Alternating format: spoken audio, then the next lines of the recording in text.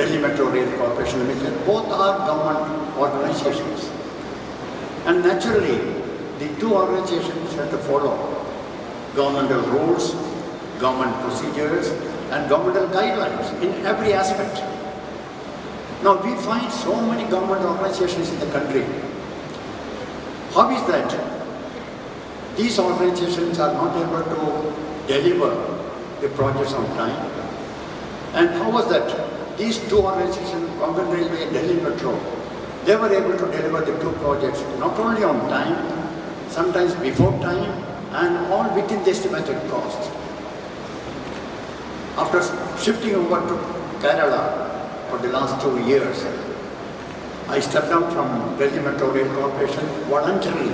The government never wanted me to retire and go, but I decided to step down from Delhi Metro Rail Corporation and shift to Kerala, expecting that I can bid goodbye to my professional life and pursue what is most dear to my heart, spiritual activities. But things happen in a different way, which I'll cover to you later on. But what I want to convey is, after coming to Kerala, I was shocked to find the way the governmental departments are delivering projects here. In my own place where I stay, Panani, there's a bypass for the Panani town, sanctioned more than 25 years back. The lands required for this bypass were also acquired almost 20 years back. And today, the bypass is still not available for the public to use. The other day I was in Kollam, same thing with the Kollam bypass. 25 years back, the bypass was sanctioned. Normally, all projects get delayed because of the delay in land acquisition. But in these cases, even the lands were required for the Kollam bypass, but still, the bypass is still even not fully ready. Now, in the background of this sort of governmental delivery of projects, what has happened in the case of Delhi Metro and Konkan Railway is an entirely different experience for the country as a whole. Now, what is that which made the difference between the normal governmental working and the working of the MRC and Konkan Railway? This is what I want to discuss or place before the aspiring engineers of this institution. It's only because of the very unique culture and organizational values of these two organizations, Delhi Metro and Konkan Railway. And what are the values? What is this type of unique work culture of the organization? This I'll explain to you very, very briefly. The cardinal pillars of this work culture are just four. Just four, my dear children. They are: one, punctuality. His Excellency mentioned about punctuality in his speech. I assign punctuality the highest in this value culture.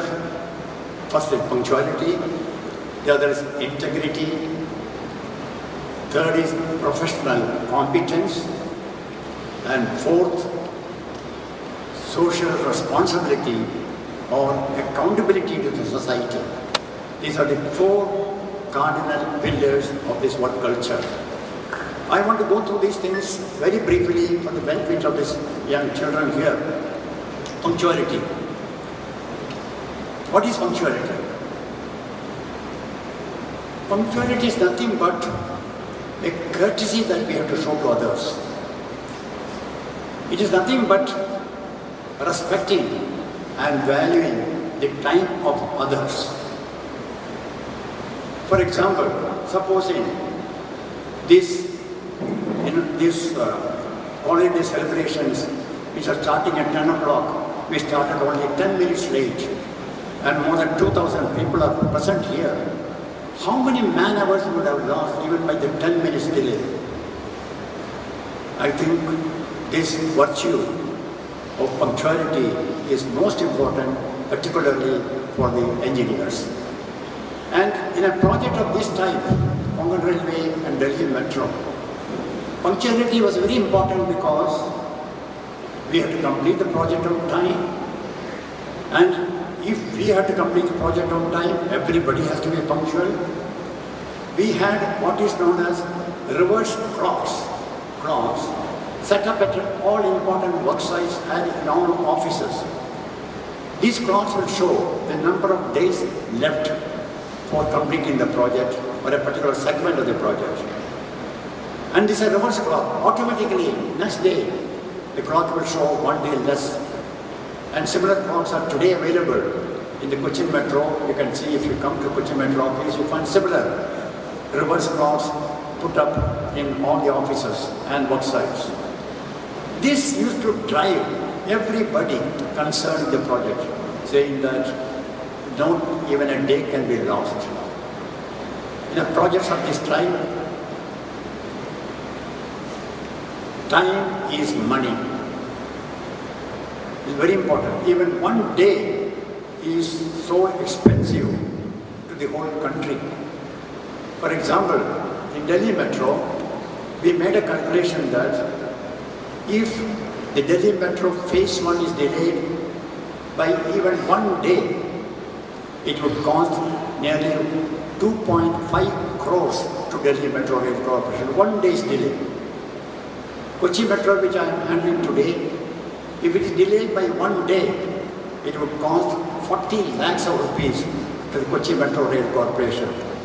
In projects, time is money, which our engineers don't realize that it's so important. And not only the completion of the project on time, on timely, that is important from punctuality point of view. What we realized was, both these projects, Konkan Railway and Delhi Metro, they are projects essentially meant to run trains. And we realized that unless we are punctual, we cannot expect our trains to be punctual. This is a very fundamental thing. And do you know, the emphasis on punctuality, what is the fallout on the working of Delhi Metro? Delhi Metro runs about 3,000 trains a day. About 3,000 trains a day. And the punctuality world over of metro trains, it is counted, the least count is 3 minutes. If a train reaches destination within 3 minutes of its scheduled arrival time, it is treated as punctual. Delhi Metro, we decided right from the beginning that we will tighten our belts, we'll have a very high discipline for punctuality, and we decided that 60 seconds will be the least count for counting punctuality, reckoning punctuality. That means if a train reaches destination more than 1 minute late, beyond 60 seconds, it is deemed to have lost punctuality. With such tight discipline of punctuality, the punctuality performance of Delhi Metro today is 99.97%. You can imagine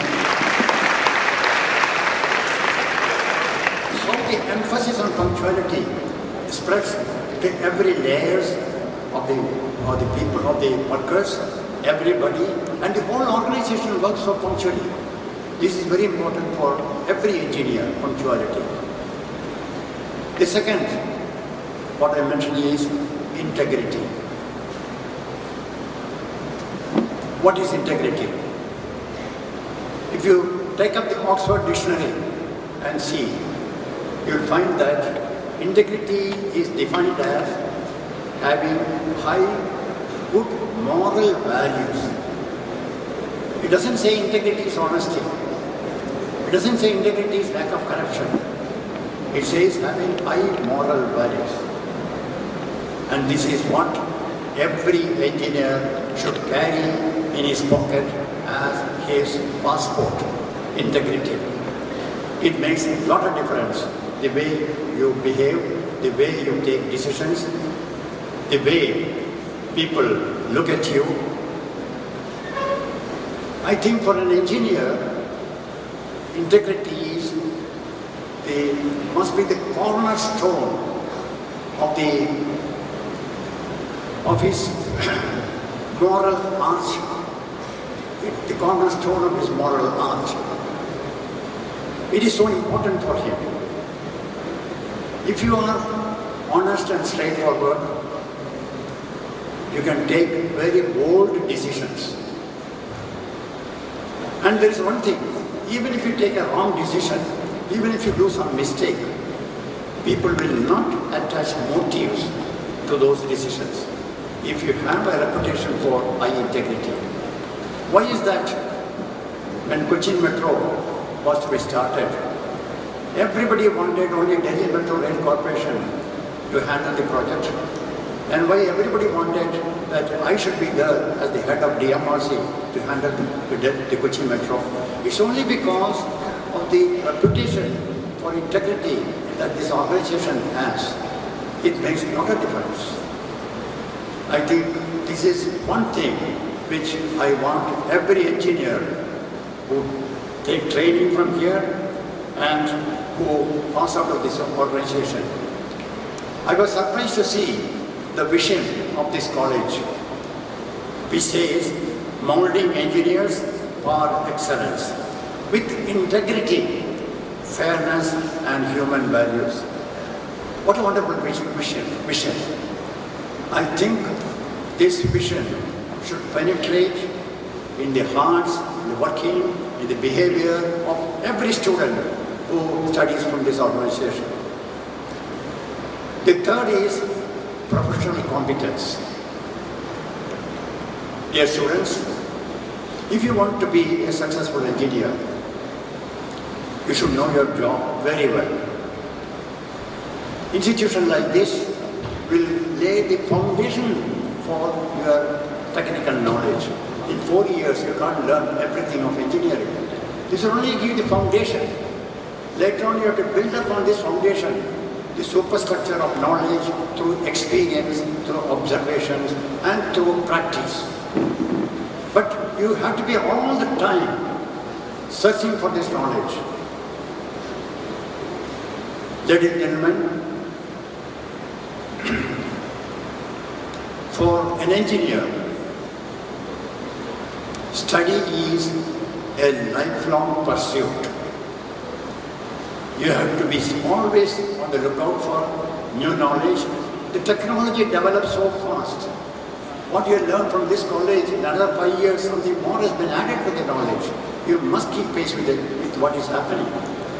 Through studies, studying books, journals, seeing what is happening, and you have to go on building up your knowledge.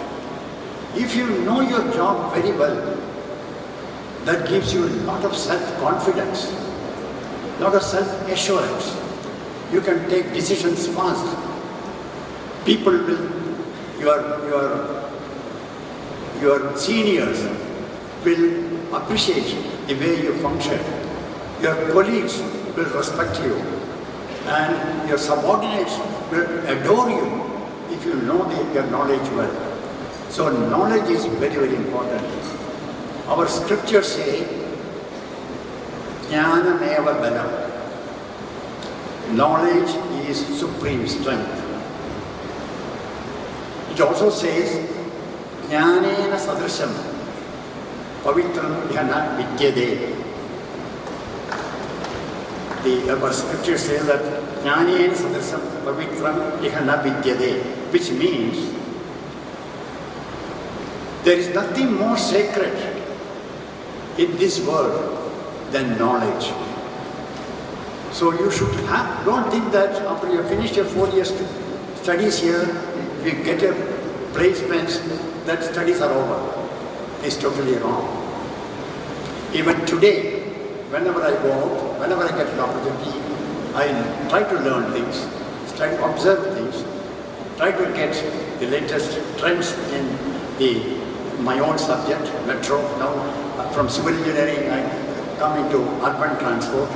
So all the new developments in urban transport, try to keep pace with that. This has got to be a part of your lifestyle hereafter. Then the fourth thing I mentioned to you was social responsibility. All of you are very fortunate that you had the means to come over to a college of this prestigious college and study here. I am also really thrilled to find that though this is a self-financing college, a lot of its income they are putting back to the students by way of scholarship.